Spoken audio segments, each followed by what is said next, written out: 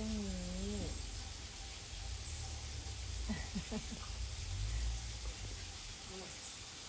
ทำไมเพิ่งแจ้งเตือนคะไอเลิฟติ๊กต็อกนะคะติ๊กต็อกไอเลิฟติ๊กต็อกต้องเตือนให้นะ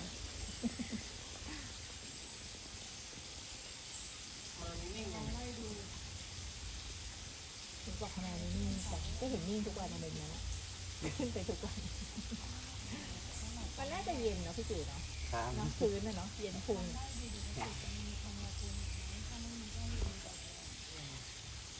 กินเลยเล่นกับลูกสาวไปเช้าใช่ค่ะคุณเจทีวันนี้วันหยุดค่ะตัวนี้อาการเป็นไงตัวนี้มานี่กัน